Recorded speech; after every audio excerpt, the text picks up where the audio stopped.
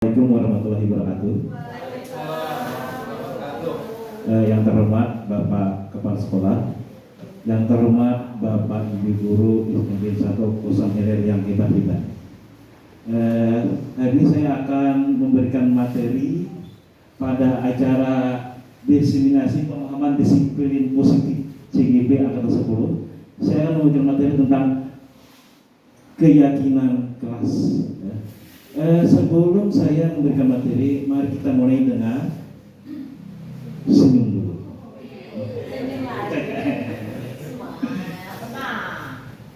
Keyakinan kelas, ya. Mengapa keyakinan kelas? Mengapa tidak peraturan kelas saja? Ya. Kenapa kita hanya membuat keyakinan, bukan peraturan? Mengapa kita memiliki peraturan tentang penggunaan helm pada saat mengendarai kendaraan roda 2 motor? Untuk apa? Untuk keselamatan, ya. Untuk keselamatan. Tapi ada dua. Ya. Mengapa kita mau mematuhi peraturan kita pakai helm? Dua kemungkinan. Jawabannya keselamatan. Yang kedua, takut sama polisi. Ya. Jadi bagaimana kita membuat nanti itu peraturan kan, membuat keyakinan dari diri sendiri, bukan dari faktor luar. Ya, kalau dari diri sendiri adalah keselamatan. Kalau dapat dari luar, takut sama polisi. Kemudian mengapa kita memiliki peraturan tentang penggunaan masker dan mencuci tangan setiap saat? Jawabannya adalah kesehatan dan keselamatan, selamat dari kena virus ya, waktu COVID semalam. Selanjutnya,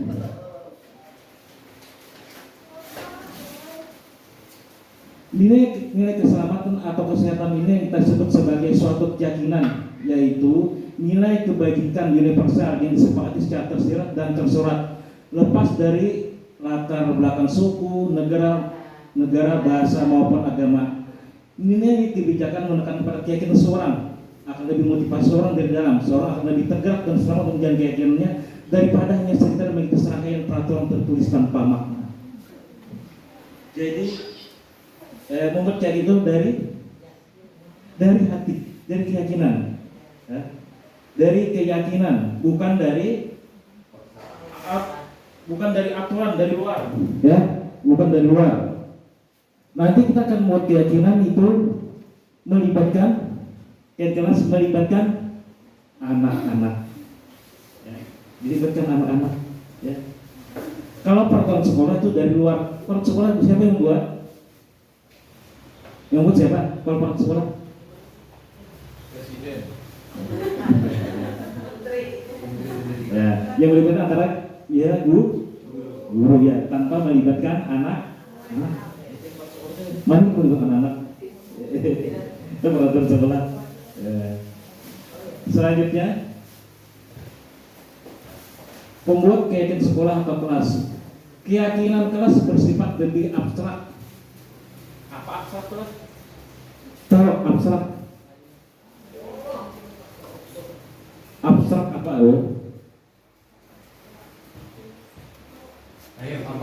Apa abstrak?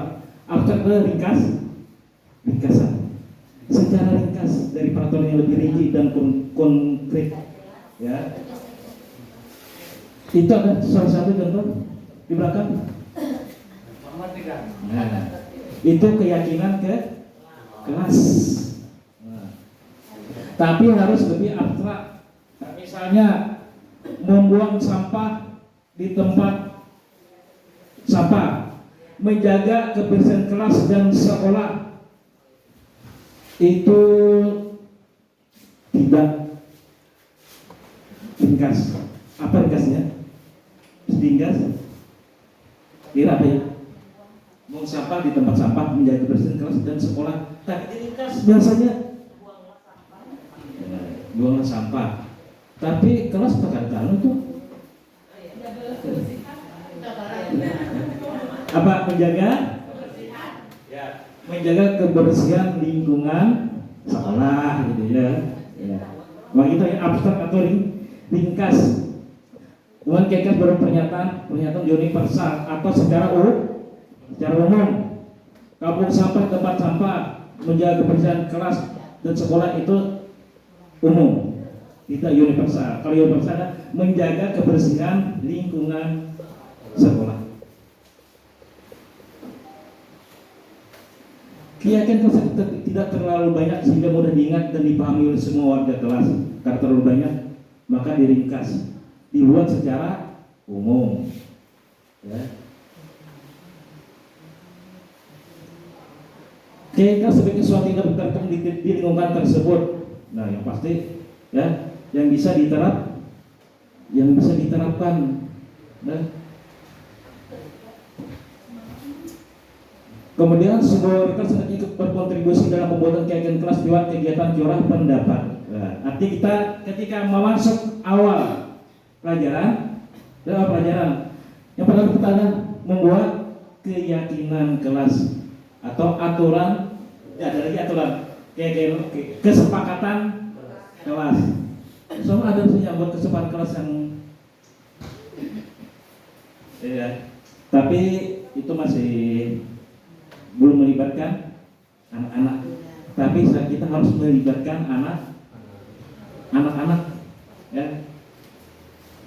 Kita kelompok dulu anak-anak, ya. Kita kelompok, setiap kelompok membuat keyakinan kelas, lalu kita diskusikan, kita buat secara abstrak dan universal, secara ringkas tapi jelas. Bersedia meninjau kembali ke kelas dari waktu ke waktu, bisa diubah, ya, bisa aja diubah kalau ada kalau tidak sesuai, ya.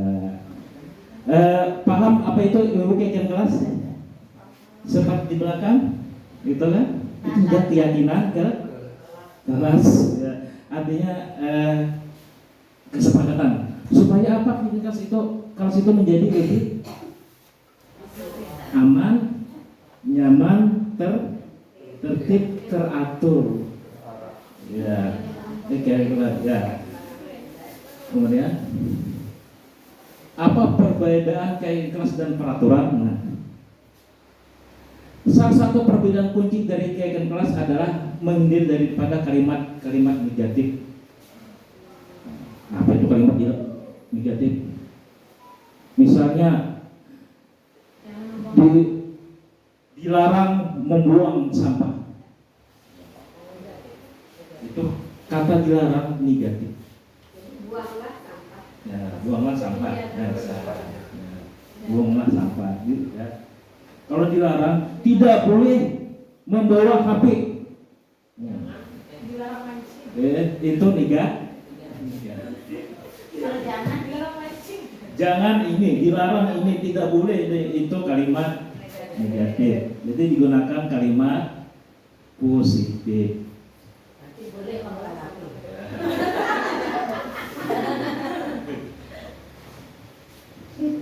Ya.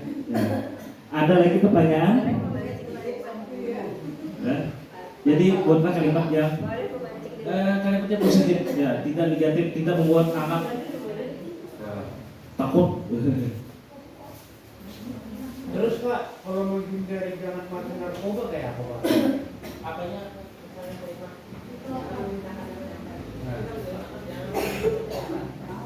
Bahasanya Oh, dilarang menggunakan narkoba. Ya, mari kita buat bersama-sama ibu-ibu. Itu kayak kelas. Dilarang menggunakan narkoba. Kayak bagaimana kita melihat positif, kita diskusikan dengan kira-kira dulu siswa. Pak. Biar contoh. Ya, kira-kira apa itu ya? Dilarang menggunakan narkoba. Jadi kalimat positif. Iya, sayangi diri. Bunorol. Sayangi dirimu. Artinya apa yang sayangi dirimu? Tidak mengkonsumsi hal-hal yang membuat merugikan Kasih itu artinya sayangi dirimu. Berarti termasuk lagi dalam itu diet nanti Pak. Apa itu? Sayangi diri diet. Makan makanan, daging, Dia katanya. kolesterol. Itu gurunya, Sayangilah dirimu berarti kan. itu gurunya. Ya kita kira dalam konteksnya siswa. Ya. Kalau dilarang makan kolesterol itu gurunya, lah siswanya. Tapi kan banyak siswanya yang lama Pak. Ayam ini mau coba. Sayangi dirimu. Ya sayangi dirimu. Padahal anak-anak itu kan dianjurkan makan yang banyak tuh. Seringkali peraturan peserta buat beli mencari larangan dan saksi tindakan ciptaan atmosfer yang kurang positif. Ya. Misalnya tidak boleh terlambat. Kalau terlambat dihukum tawak 7 kali lapangan 7 hari misalnya. Oh, gitu.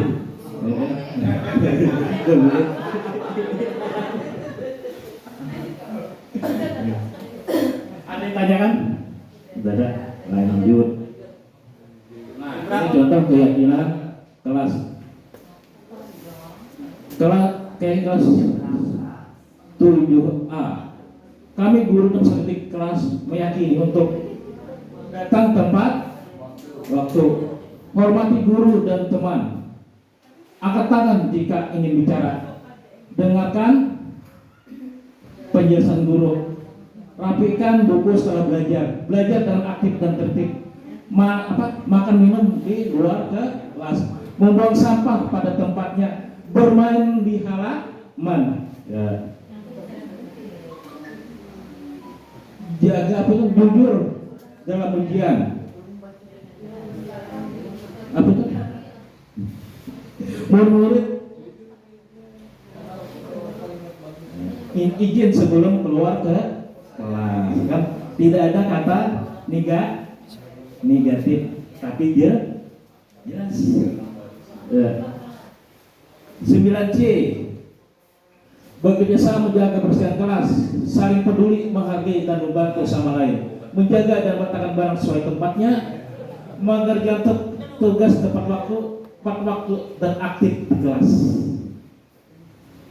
Nah, ini contoh keyakinan ke kelas. Lanjut, nah ini peraturan kelas 7B. Peraturan, kalau peraturan biasanya dibuat oleh guru tanpa melibatkan siswa. Ya. Kalau keyakinan kelas melibatkan siswa. Peraturan kelas 7B. 1. Siswa hadir di kelas sesuai shift yang telah ditentukan. 2. Siswa harus melaksanakan, maka tahap harus, tidak boleh ada. Karena itu ada kata negatif. Ya. 3M, menjaga jarak, memakai masker dan mencuci tangan. 3. Wajib menjalankan kelas dengan bersih. Ya, wajib. Itu ada kata mengandung kata-kata negatif.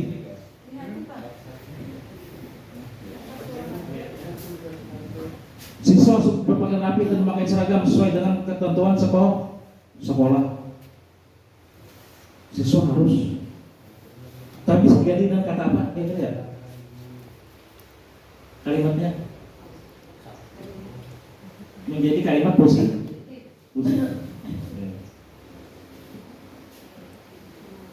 Tidak susah saat membayar uang kas. Berkomunikasi baik dengan teman sekelas.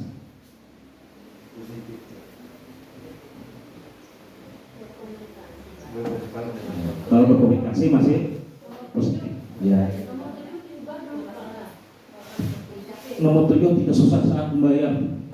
Itu kalau peraturan tidak boleh siswa harus membayar uang kas. Boleh tidak dibuat siswa harus membayar uang kas. Itu dihilangkan. Ya, itu.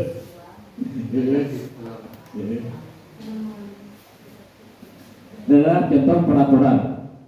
Ya. Selanjutnya apa? Ya. Mungkin ada pertanyaan tentang keyakinan kelas. Sudah paham Ibu?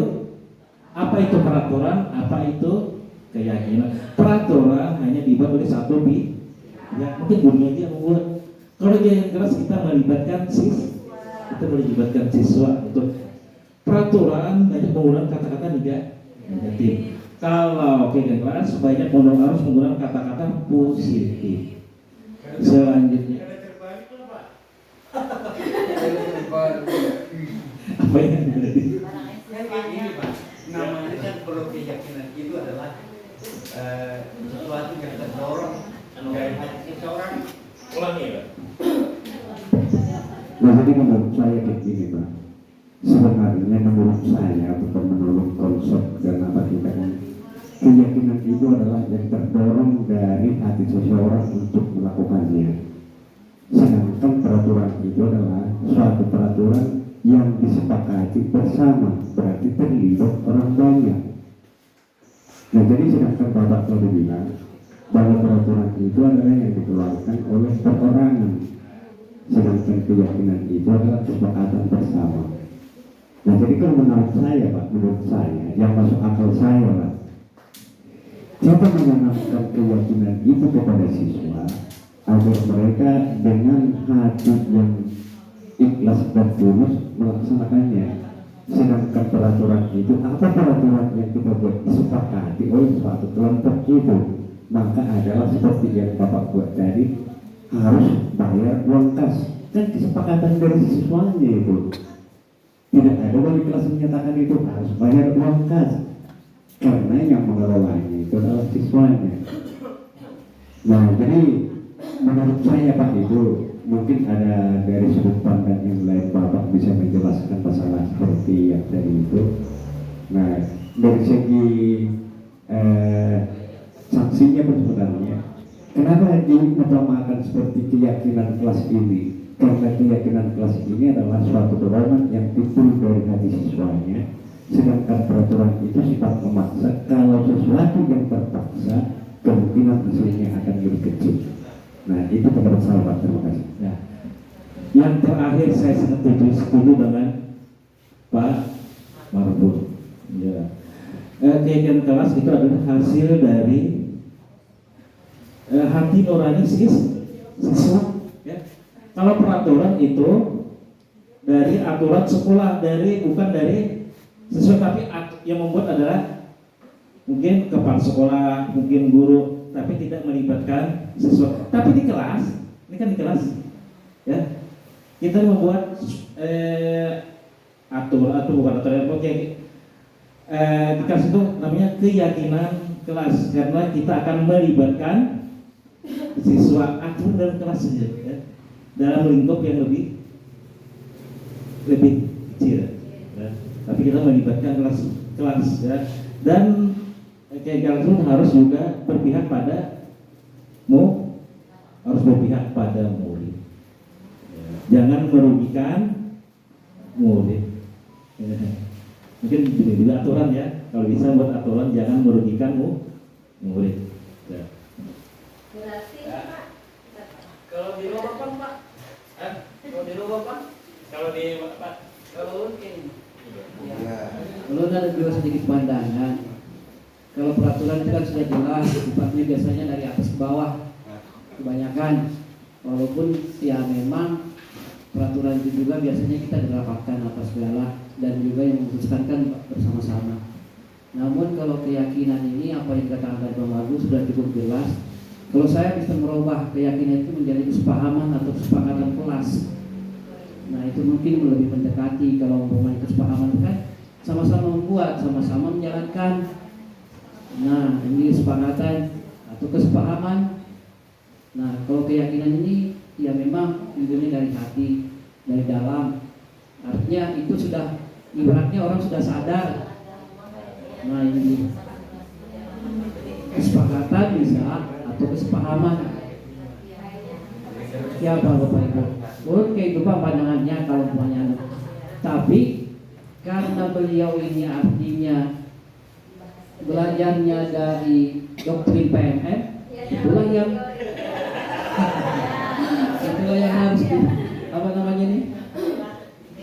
Nah, yang membuat konsep itu maksud ulun kayak itu ya kalau memang sudah dari sananya memang seperti itu ya mungkin juga butuh perbaikan ke depannya ya loh. Artinya kita itu juga memancing untuk reaksi-reaksi dari pemangku kepentingan baik di sekolah maupun guru-guru. Mungkin terkait itulah ini sarannya Bang. Terima kasih pada kita Pak Anwar. Ya, ada lebih baik namanya apa tadi? Kesepakatan kelas. Ya, bagus juga. Ya. Tapi ya, bisa saja. Cuma kan itu udah dari ya itu namanya memberi nama dengan keyakinan kelas. Ya. Selanjutnya Ya, Pak, pertanyaan Pak. Nah, ada mantap itu. Iya sih.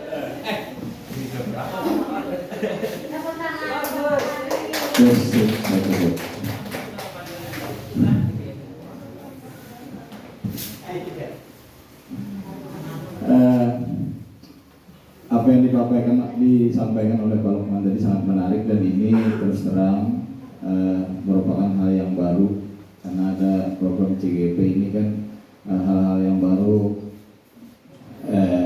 terus ada di sini. Anggaplah kita apa yang kita sampaikan tadi masalah keyakinan kelas, di sini kita sepakati dikatakan dengan kesepakatan kelas yang biasanya nanti akan kita buat di kelas-kelas.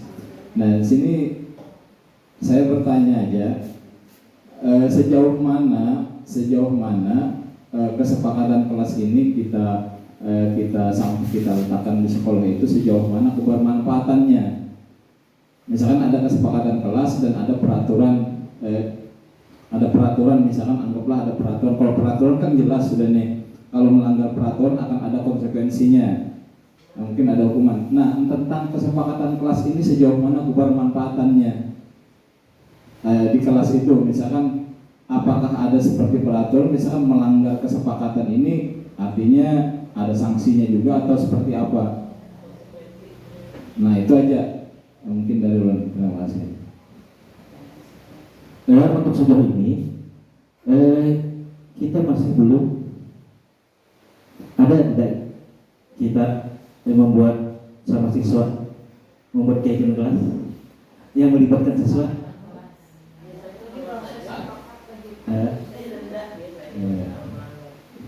Masih belum ada. Sebenarnya tidak ada secara cuma ada, tapi tidak dapat dituangkan di dalam situ. Ya. Tapi dengan keyakinan kelas dari hasil pemikiran siswa juga, ya kita berkeinginan ya kalau situ menjadi lebih aman, nyaman dan teratur, tertib. Ya, mungkin kita coba dulu ya. Jangan berpikir mungkin karena juga tuh mungkin coba itu lah intinya. Mari kita coba, jangan berpikiran negatif, positif dulu, dicoba dulu. Kita tidak akan tahu kalau tidak dicoba ya. Iya, kalau kita laksanakan kita akan tahu jawabannya ya. Kalau belum laksanakan ya tidak tahu lah. Mungkin ya sudah. Selanjutnya kebutuhan dasar manusia. Kebutuhan dasar manusia itu sulit memiliki tujuan tertentu. Semua yang kita lakukan adalah usaha terbaik kita untuk melakukan apa yang kita inginkan. Ketika kita mendapatkan apa yang kita inginkan, sebenarnya saat itu kita sedang memenuhi satu atau lebih dari satu kebutuhan dasar. Pada kebutuhan itu yang pertama itu bertahan hidup. Pasti manusia ingin bertahan hidup. Dan itu ada itu penguasaan, kasih sayang dan rasa diterima, kesenangan dan kebebasan. Lanjut. Kemudian dasar manusia itu bertahan hidup, makanan, pakaian, tempat tinggal, dan keamanan kesehatan. Ya. Yaitu makanan, ingin bertahan hidup, kesehatan, tempat tinggal. Ada anak-anak mungkin dia mencuri kelas itu termasuk dia ingin apa? Petani.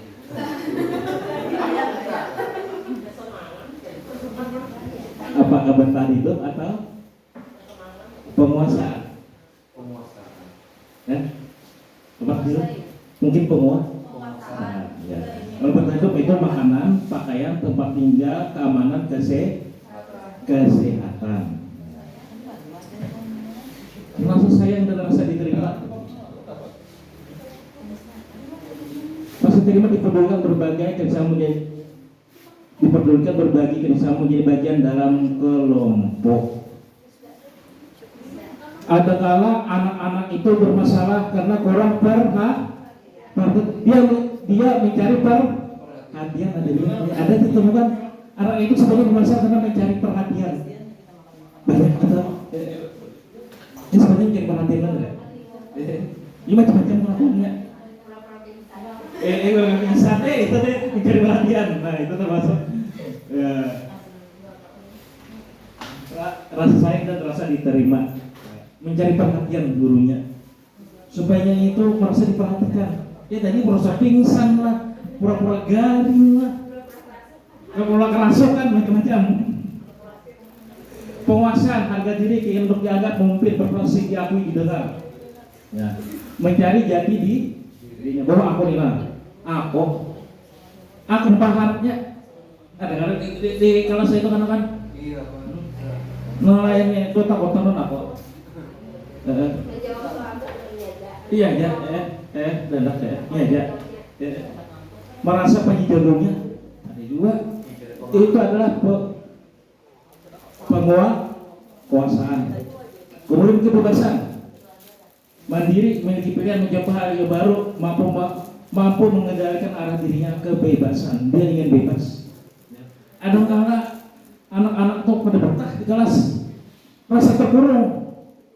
Nah, jadinya apa dirinya? Maunya. Itu ada kala mencari kebebasan, bisa guru ya. Itu mencari kebebasan. Dia masih terbetak di kelas, makanya perilakunya aneh-aneh, ya, karena bosan. Kesenangan bermain, humor, antusiasme dan tertawa itu kesenangan. Anak-anak itu mencari kesenangan, makanya dia bermain. Tapi bermainnya itu membuat kelas kaca kelas pecah. Biasanya dia karena anak mencari kesenangan dengan cara bermain. Biasanya anak pasti mencari kesenangan adalah bermain. Ada ditanyakan tentang kemudian dasar manusia? Kalau tidak, mungkin lanjut. Habis, alhamdulillah. Kalau tidak ada pertanyaan, terima kasih kepada Bapak Ibu kepala sekolah yang mau menunggu saya, mendengarkan saya berbicara di sini demi sekolah kita. Assalamualaikum warahmatullahi wabarakatuh.